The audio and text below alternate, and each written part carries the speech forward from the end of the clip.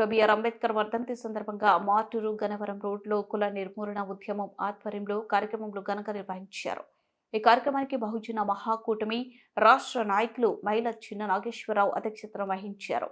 ముందుగా doctor BR Ambedkar చిత్రపటానికి అఖిల భారత విప్లవ మహిళా సంఘం రాష్ట్ర ప్రధాన కార్యదర్శి సుజాత పూలమాలలు వేసి ఘనంగా నివాళులర్పిస్తూ కుల నిర్మూలన ఉద్యమాలు వర్ధిల్లాలని నినాదించారు. ఈ కార్యక్రమంలో యువజన కాంగ్రెస్ పార్టీ నాయకులు గొట్టిపాటి పవన్ కుమార్, కుల నిర్మూలన ఉద్యమం నాయకులు R Vijay, B Ramaiah, P Vali tailor association నాయకులు ఖాజా కరీముల్లా, నాగూర్వలి, సుభాని, పోలీసు బాజీ రబ్బాని, వికలాంగుల సంక్షేమ సంఘం అధ్యక్షుడు ఉప్పలపాటి అచ్యుత రామరాజు, మదర్సా తదితరులు పాల్గొన్నారు. ఈ కార్యక్రమాన్ని ఉద్దేశించి అఖిల భారత విప్లవ రైతు సంఘం నాయకులు మహమ్మద్ పాషా మాట్లాడుతూ మనిషిని మనిషిగా గుర్తించనివ్వని మతం, ఆంక్షలు విధించే మతం అది మతం కాలేదు, అదొక వ్యాధి. పశువులని తాకేందుకు అనుమతించి మనుషులను ముట్టుకోకుండా నిషేధించే మతం మతం కాదని, అదొక శిక్షనే. డాక్టర్ బిఆర్ అంబేద్కర్ అన్న మాటలకు నేడు ప్రాధాన్యత సంతరించుకుందన్నారు.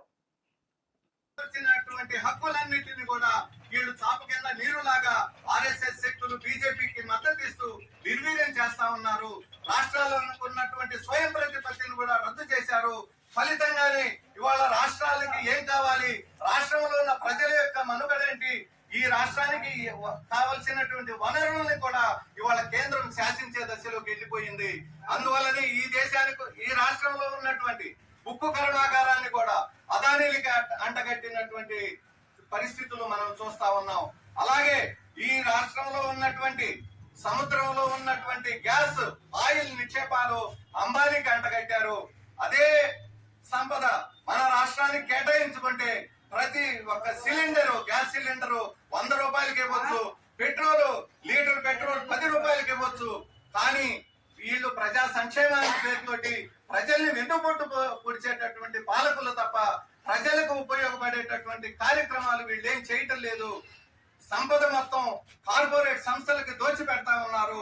కార్పొరేట్లని వ్యతిరేకిస్తున్నామని ఒక పక్క చెబుతూనే రెండో వైపున సంపద మొత్తాన్ని కూడా ప్రైవేట్ పరం చేస్తూ, పరిశ్రమల్ని ప్రైవేట్ పరం చేస్తూ, అంబేద్కర్ యొక్క ఆశయాలకి తూట్లు పొడుస్తూ, రెండో వైపు అంబేద్కర్ యొక్క రాజ్యాంగంతోనే మేము అధికారంలోకి వచ్చాం, అంబేద్కర్ లేకపోతే మేము లేమని అంబేద్కర్ పేర్లు వగలాడి మాటలు మాట్లాడుతూ ఇవాళ పాలక వర్గులు కుట్రపూరితంగా ప్రజల్ని మోసం చేస్తా ఉన్నారు. ఈ మోసాల్ని మనం గ్రహించాల్సినటువంటి అవసరం ఉంది. ఈ కుట్రల్ని, ఈ ఉన్మాదాలని, ఫ్యాసిస్ట్ చర్యల్ని మనం గ్రహించకపోతే మనం ఎప్పుడు కూడా ఇలాగే తయారవుతాం. కాబట్టి పాలక వర్గాలు వేసేటటువంటి పాచికల్ని పారనీయకుండా మనం వాళ్ళ ఎత్తుగల్ని గ్రహించినప్పుడే మనం ఒక సరైనటువంటి నిర్ణయం తీసుకొని అంబేద్కర్ ఆశించినటువంటి ఈ దేశంలో కులాలకి మతాలకి తేడా లేదు, ప్రజలందరూ సమానమే, మనుషులంతా ఒక్కటే అని చెప్పినటువంటి నినాదాన్ని మనం ముందుకు తీసుకెళ్లాల్సినటువంటి అవసరం ఉంది. ఆ వైపుగా మనం అందరం ఆలోచన చేయాలని అంబేద్కర్ వర్ధంతి సందర్భంగా మనం అందరం ప్రతిరూపణాలని చెప్పి నాకు ఈ అవకాశం ఇచ్చినటువంటి మిత్రులందరికీ ధన్యవాదాలు తెలియజేస్తూ సెలవు తీసుకుంటున్నాను.